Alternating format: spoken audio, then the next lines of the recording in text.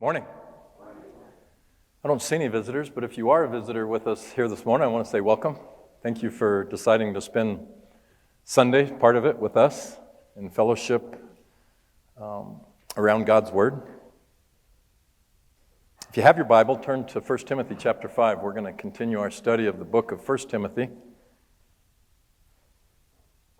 And we're going to deal with a big chunk of chapter 5 this morning, verses 1 through 16.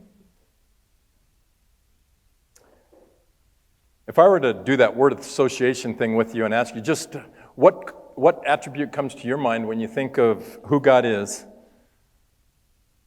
I know a lot of people would think immediately God is love. We're going to talk about one of the attributes of God this morning. It is His compassion.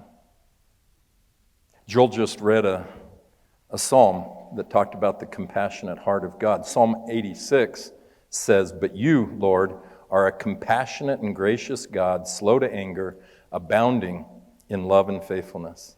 Psalm 103 says, "The Lord is compassionate and gracious. He is patient and demonstrates great loyal love." Psalm 116, "The Lord is gracious and righteous. Our God is full of compassion." Psalm 145, "The Lord is gracious and compassionate, slow to anger, and rich in love. The Lord is good to all. He has compassion on all He has made." And some people like to talk about the God of wrath in the Old Testament. I don't know. When I read the Old Testament, all I see is compassion. There are so many places where God reaches out to the needy and the destitute. Moses says, "God defends the cause of the fatherless and the widow. He loves the alien and gives him food and clothing." Deuteronomy 10. David wrote a song. It says, "Sing to God, sing praises to His name, Father to the fatherless and defender of widows."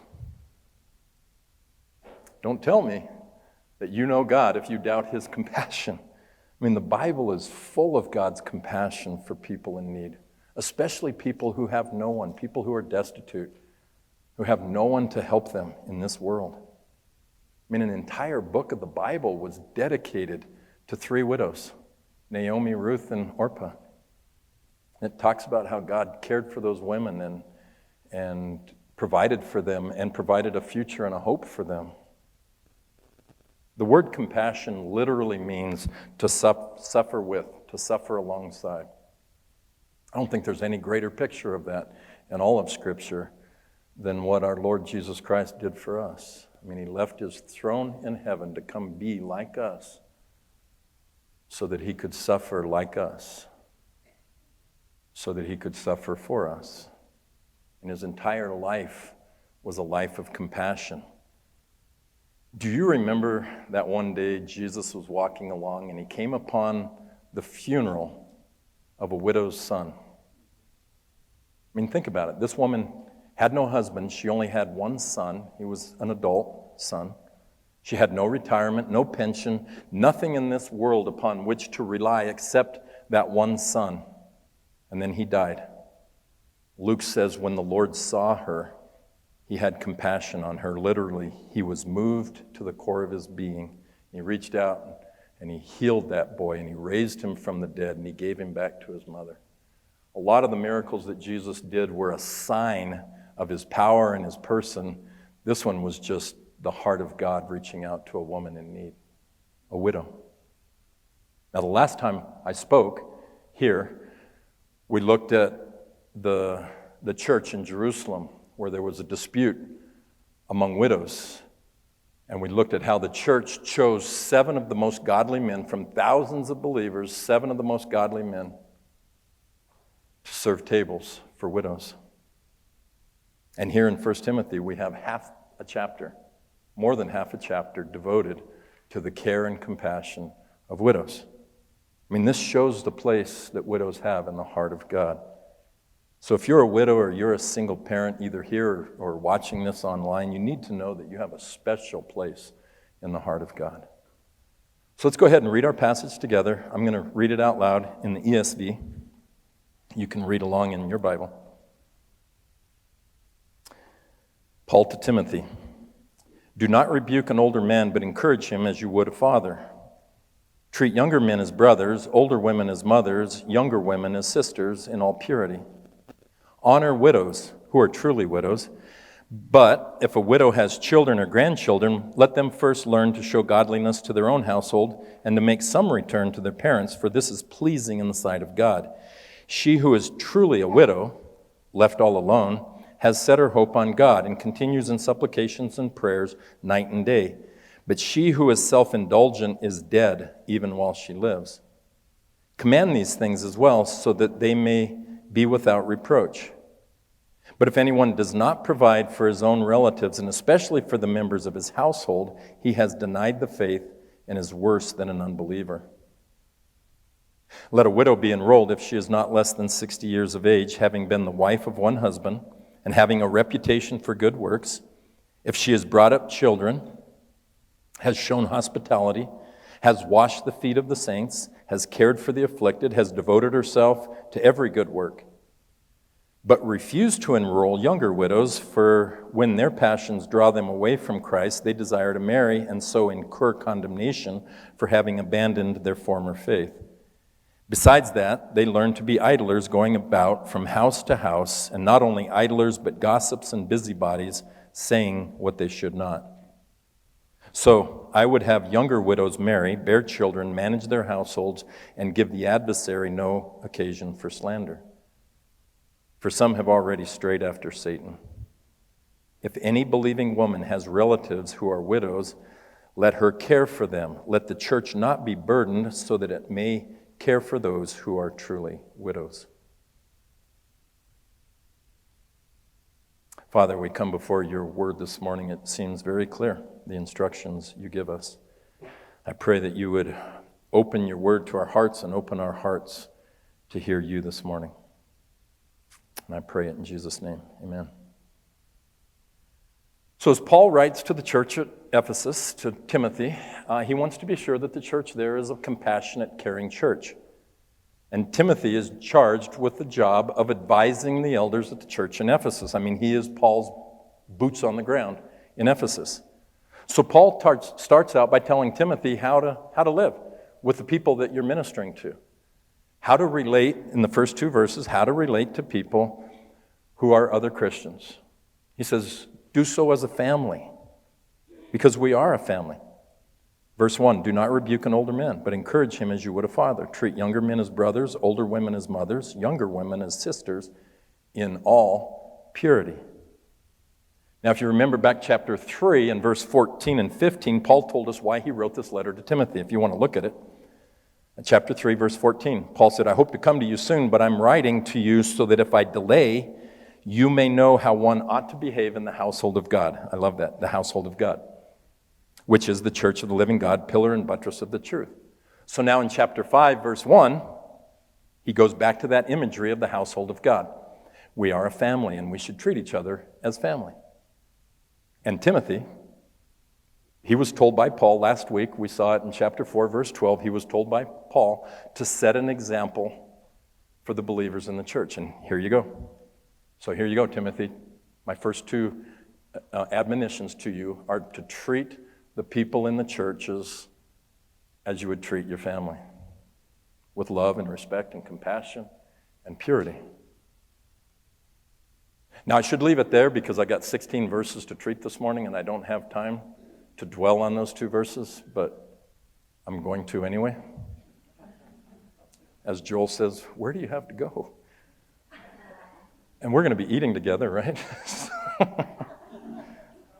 So before I leave this, I just want to point something out here, especially for the young people in our midst.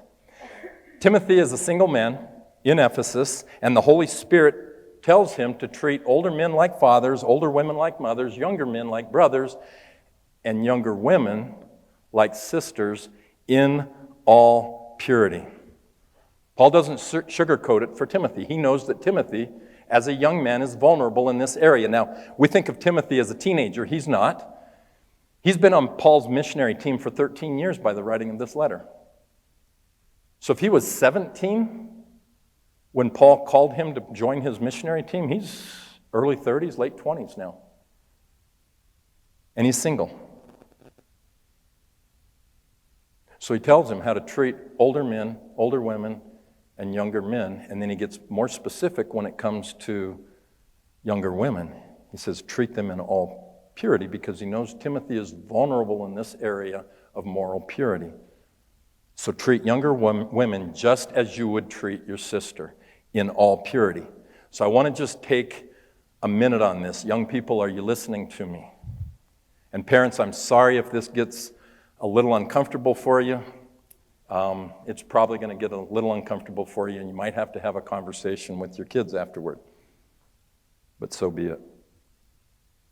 I'm a school teacher, and I work with young people, high schoolers, all the time. So I know that our culture has a huge influence on the way that young men view young women. And I know that the media and the social media that our kids are exposed to goes a long way to forming their attitudes of how they objectify women. So I just want to take a second here and look at this topic from God's perspective. When you look at the Bible, there are really only 3 categories of male-female relationships. One, if you're in a male-female relationship, either one, they're your family, your father, your mother, your brother, your sister, your grandparents, cousins, uncles, their family. Or 2, you're married to them.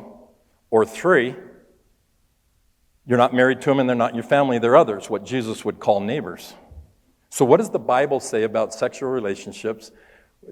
Alexis is smiling because he knows where I got this information. What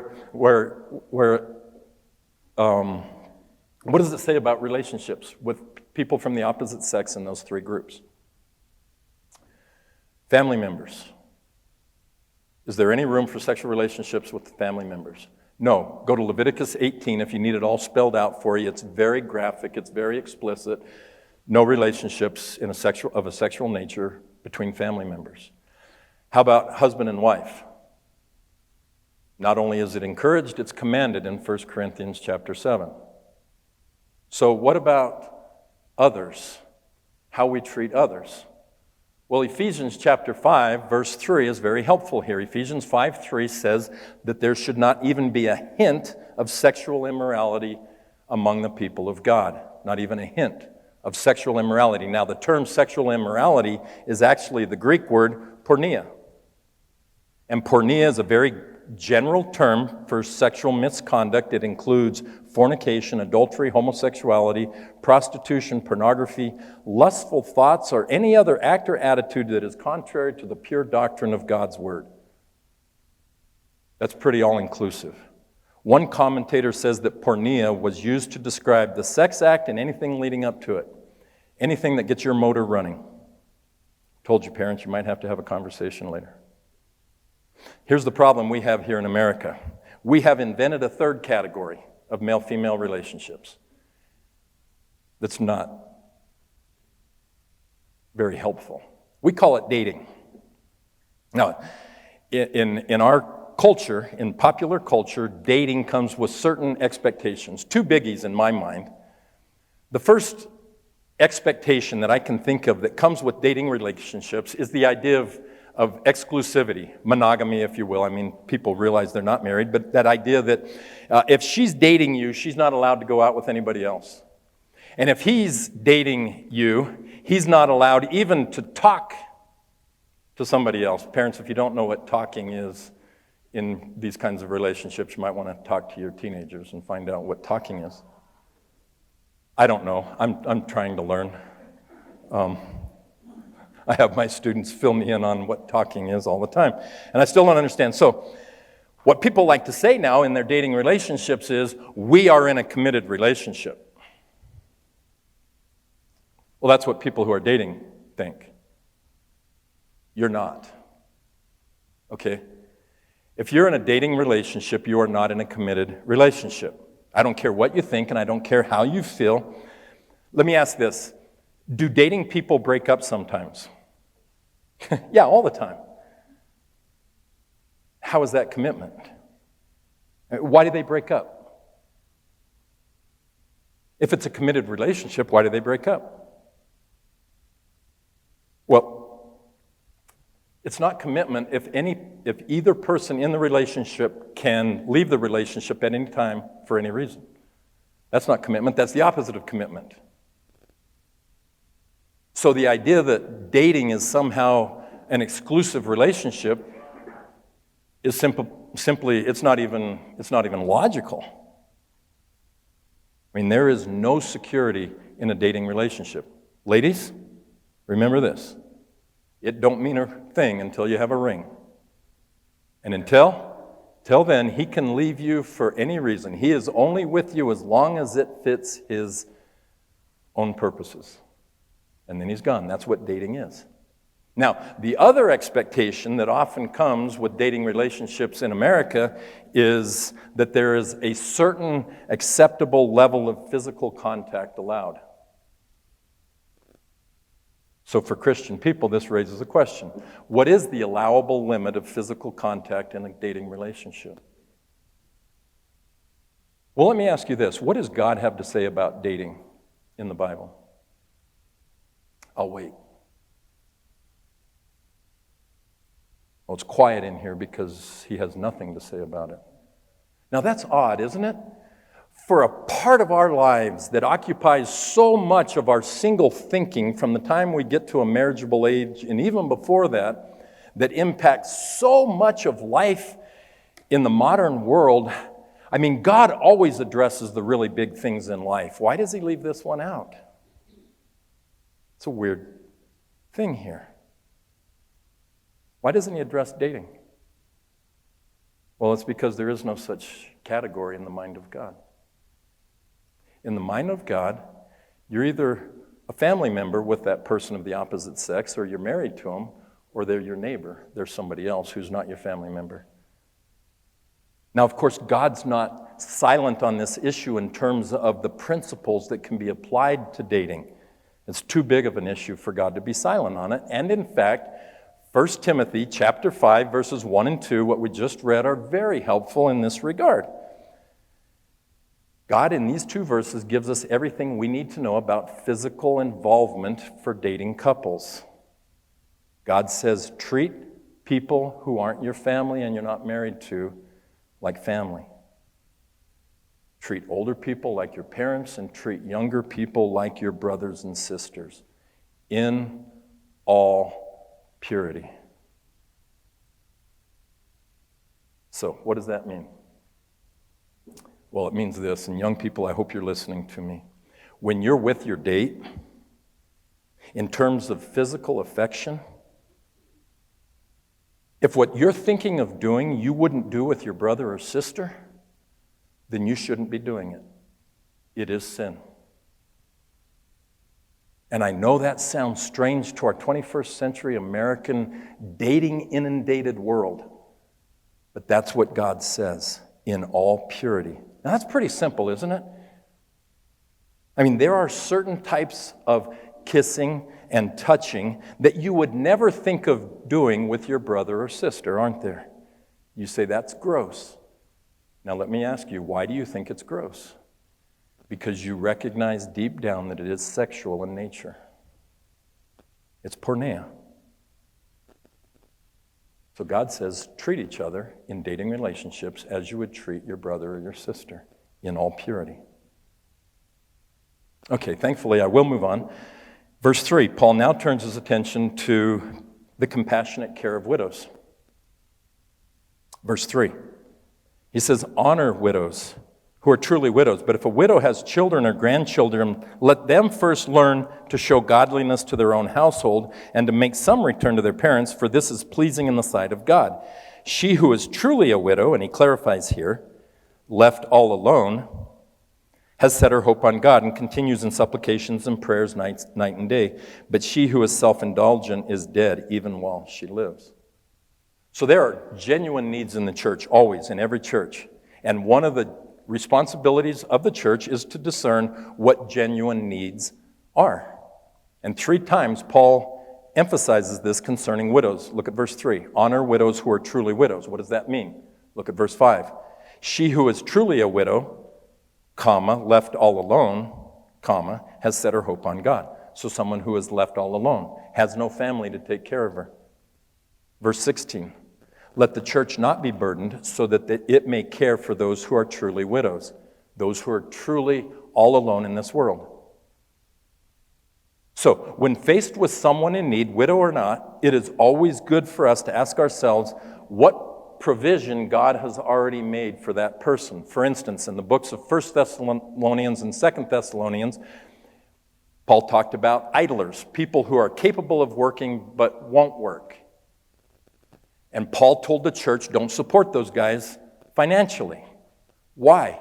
Because God has already made provision for them. God gave them a healthy body. They can go out and work, and they should. That was the instruction. In the case of widows, God makes himself abundantly clear when a widow should become the financial responsibility of the church. Verse 5 again, a widow who is left all alone. In other words, if a woman who is a widow still has living family, it's not the church's responsibility to support her. It's the responsibility of the family to support her. And that's the way it was at this time in history, in Paul's day, in the ancient Near East. In Greek culture, in Roman culture, in Jewish culture, it was to be the responsibility of the family to take care of aging family members. I mean, there was legislation, there were laws on the books in Greece and in Rome for this. There is a statute in Athens from ancient Greece that states that a son must care for his aging parents or be deprived of his citizenship. It was that important. Well, in those cultures back then, a woman went into marriage with a dowry. A dowry was property or money that she got from her parents at the time of her wedding, and it was not to be used for the family finances. It was supposed to be kept aside as a safety net for her in the case that her husband would pass away. And so she had this safety net that was meant to take care of her in a time of trouble. And a woman whose husband died and she didn't have a dowry, either because she didn't have one or it was lost or it was spent, and her husband died, she was in real trouble.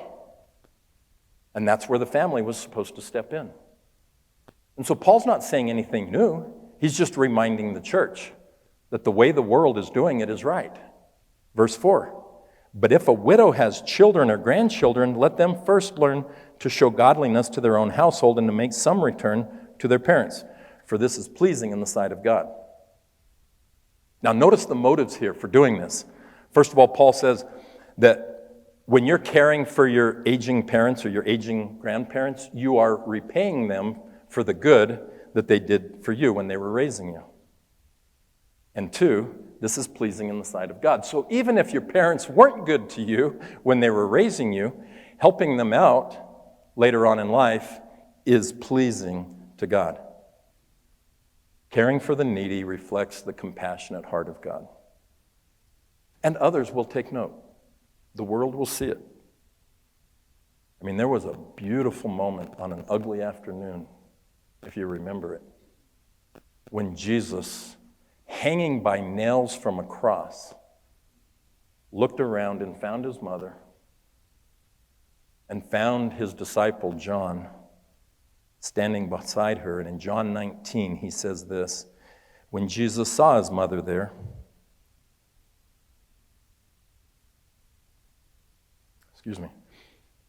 and the disciple whom he loved standing nearby, he said to his mother, "Dear woman, here is your son." And to the disciple, "Here is your mother." From that time on, this disciple took her into his home.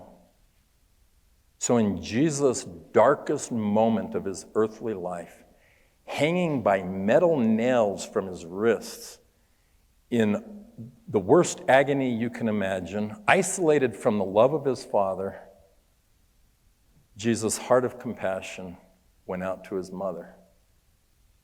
His compassion was stronger than the pain he was bearing, and he provided for his mother. Caring for the elderly can be tough duty, and I want you to know that if you're in that place right now in your life, you are doing what reflects the love of God and the heart of God. What you're doing not only brings joy to your parents or your grandparents, but it brings joy to the heart of God. Now notice in verses 5 and 6, Paul describes 2 kinds of widows. She who is truly a widow, left all alone, has set her hope on God and continues in supplications and prayers night and day. Verse 6, but she who is self-indulgent is dead even while she lives. One puts her hope in God and the other is living for the pleasures of this world. Now this introduces another aspect that we as a church need to use when we're deciding on how the church should help those in need. The church should never give in such a way as to support or enable someone to lead a godless life. Churches have limited resources. We always will have limited resources. I mean, why that is, apparently God wants it that way. God owns the cattle on 1,000 hills. He owns the hills. He owns the earth. He owns the universe. He could make sure that every church is rich if he wanted to. He doesn't.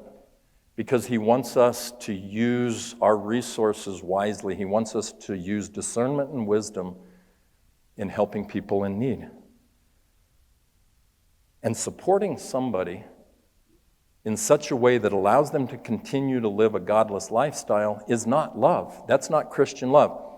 I mean, on the surface, you could make that argument, and I feel like I'm susceptible to this argument. I mean, you could say, well, we're a loving church, and so as a loving church, there are no requirements as to how we're going to give out our money. If you ask us for money and you have a real need, we're going to give you money.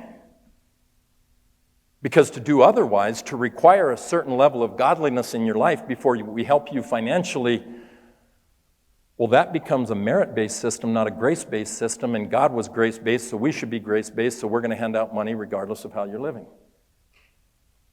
Now, I understand that argument. I'm susceptible to that argument. If I was in charge, I'd be doling out our money just to anybody who asked. That's why we have the Word of God and deacons who are smarter to make these decisions. Right? See, the only problem, or the big problem with that argument, that our first responsibility is to love people.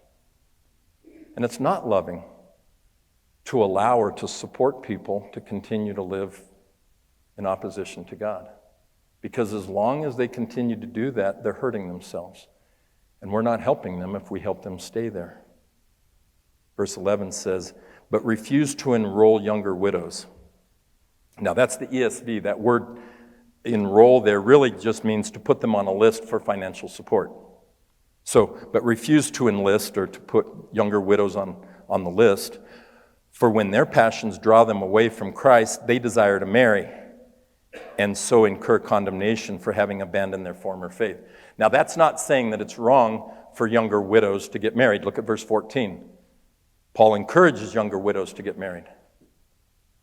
What he's talking about here are people who have been women who've been drawn away from Christ, are living in the flesh, living for themselves, and are seeking marriage for the wrong reasons, for worldly reasons. He goes on in verse 13, besides that, they learn to be idlers, going about from house to house. And not only idlers, but also gossips and busybodies, saying what they should not. Now, contrast that with the widows that we should support. Paul says, before you put a widow on the financial list, be sure they're one, a true widow, meaning they don't have any family safety net to fall back on, and two, they're elderly. Look at verse 9. Paul says they should be at least 60 years old to be on that list, presumably because they couldn't work after that age. I don't know. And three, that they be known for their godliness, that they have a reputation for being a godly, selfless, serving person. Look at verse 10. Having been the wife of one husband and having a reputation for good works, if she has brought up her children, has shown hospitality, has washed the feet of the saints, has cared for the afflicted and devoted herself to every good work. So this is a woman who was faithful to her husband. She's known for her good deeds. She raised her children well. She shows hospitality. She serves the church. She cares for people who are hurting, and she's devoted to doing good for the people who are around her in the community. Yes, her husband died. All good marriages end in sadness. The deeper the love, the deeper the sadness. But when this woman's husband died, she didn't stop living. She kept on serving. She kept on following Christ. And Paul says we can't allow a woman like that to get kicked to the curb just because she doesn't have a dowry and she doesn't have family. We can't allow her to go live under a bridge. We need to take care of her. Now, of course, remember, Paul was writing in the day when the dowry was really the only safety net for a woman. There was no such thing as an insurance policy or a pension or a retirement fund. A woman had nothing to fall back on. I mean, it'd be very unlikely today that we would have a widow in our midst who meets the criteria that Paul's talking about here, who's completely destitute in the world. It could happen, and we need to be prepared to meet that when it happens. But that doesn't mean that we can't show compassion and care when we need to.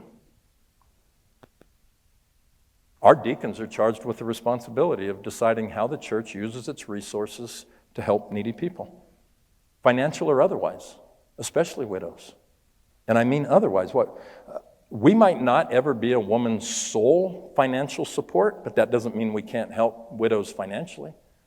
Or in other ways of service, maintenance, house maintenance, car maintenance, things like that. So what Paul presents to us this morning is basically a two-pronged warning. First, we're not to enable a wayward person to continue to live in their disobedience by funding her lifestyle. And second, we're not to usurp the responsibility of the family by doing what the family ought to be doing. Now, it is certainly within the purview of the deacons or even the elders to advocate for a woman, that we could go to a woman's family and try to encourage them and motivate them to do their responsibility for their mother, especially if those family members are believers. I mean, it is easy for adult children to get busy with their own lives, especially if they're living in another state or another country, and to forget their God-given responsibility to their aging parents. I know. I've been there. 25 years ago, Brenda and I were part of a very vibrant, fruitful ministry among unreached Muslim peoples of West Africa and Ivory Coast, the Jula tribe. And not just with the Muslims in that town, but with the non-Muslim church, who prior to our arrival hated the Muslims and wanted them to go to hell. And by the time we left, they were excited about Muslim evangelism. I was making strides in my linguistic work. I was trained as a linguist. I wanted to do some Bible translation, and I had a trilingual dictionary published. I was on the verge of publishing a Jula grammar and a Jula phrase book. We were doing literacy work. We were doing rural health work. We had just a really exciting Jesus film ministry where we went out to villages and showed the Jesus film in their language.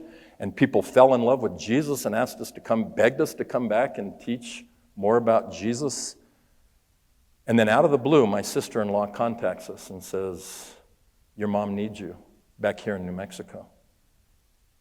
She's in ill health. Her health was failing, and she said she needs you." My dad had passed away when I was in college. And now my brother and his wife had an opportunity to move to another town for another opportunity, and they were wondering if I was going to take up my responsibility. And they were watching me as a Christian man to see what I would do. And you can't even imagine the spiritual wrestling that we went through. We fasted, we prayed, we laid it before the Lord, and one morning, I was just having my quiet time, minding my own business, and God interrupted me with 1 Timothy chapter 5, verse 8. Don't you hate it when that happens? It was just so clear to me. God said, if you don't take care of your elderly mother, you are worse than an unbeliever. Paul said that to the church because everybody, the Greeks, the Romans, and the Jews were all doing that. If the church didn't do that, you were worse than them. I had no choice.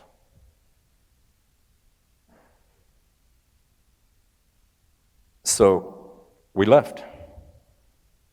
Now, 7 years earlier, we had done something similar. We were in Liberia, and when the Civil War came, we had to pick up and leave everything behind. And now God was asking us to do it again. I didn't want to do it again. We went from being very fruitful missionaries among unreached Muslim peoples to being menial servants for an elderly woman. And not for a minute would I trade that for anything in the world. It was the best decision we could have made, and it was the right thing to do. Every time you think that you're sacrificing for God, just remember, His payoff is so astronomical that it makes our so-called sacrifice look puny compared to His generosity and His grace. I mean, had we not made that decision, God would have never brought us here to Bethel. And we would have never been enmeshed in your lives and in ours. Had we not made that decision, I would have never ended up at MVCS. I love that place. I've been there for 20-something years, and it's just, I love teaching there. I've never done anything as fruitful and meaningful in my entire life, not even working with unreached Muslims. I get to preach God's word every single day in science and in Bible to willing hearts. What more could you ask for? See, I don't care what you think it'll cost you to take care of your aging parents. You can't outgive God. He will compensate you in this life and in the life to come. Believe me. The cost of not obeying the command to care for your elderly parents will be higher than anything you can imagine if you don't do it.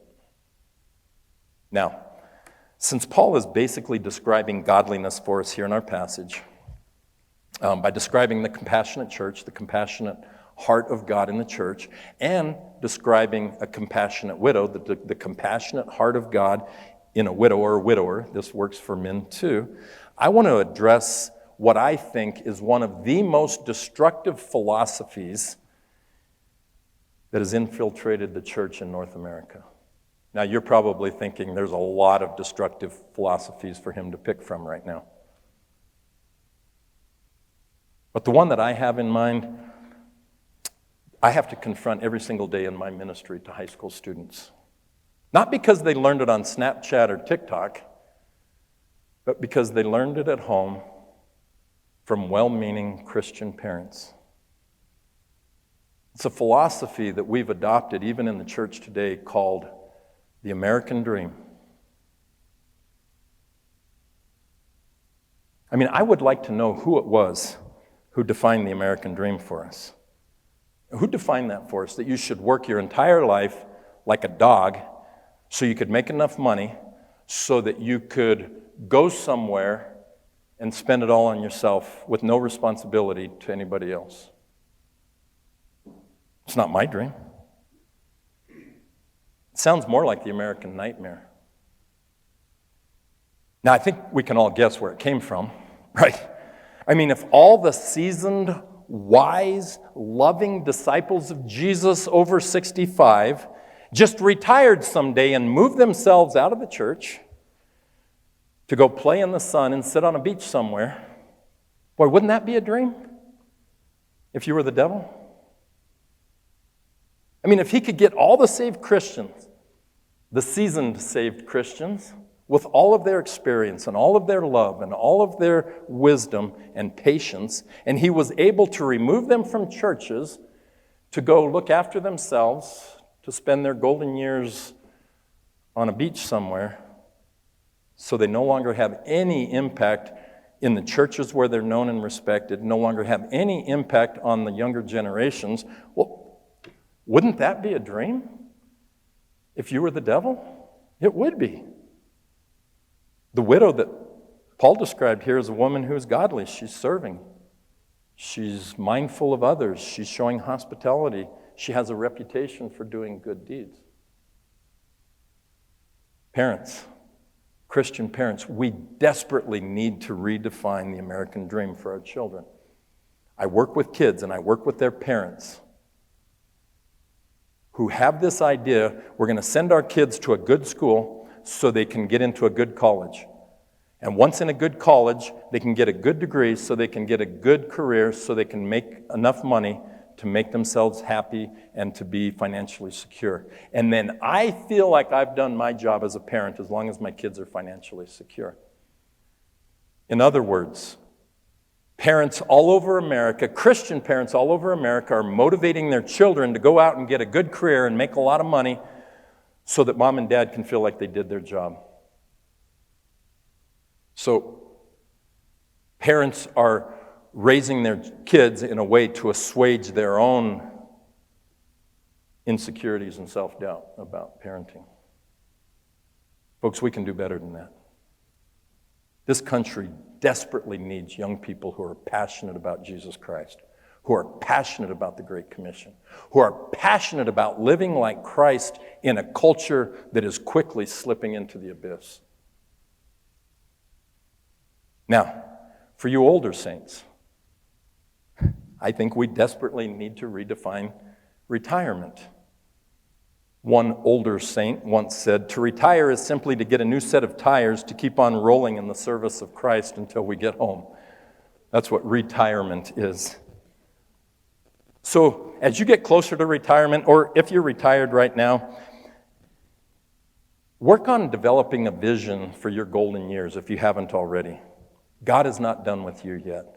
God doesn't waste any effort in our lives. He has been molding you and preparing you for this very moment. He wants you to serve Him in such a way that these next 10 or 20 years become your most useful years for Jesus, because now you have the time and the money to serve Him.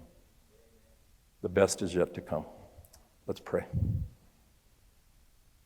Father, I just thank you so much for your word, how practical it is for us. So many ways that we in our own thinking and our own philosophies get tangled up and misguided. Please continue to use your word in our hearts to straighten us out where we need it. And we'll give you the glory for it in Jesus' name. Amen.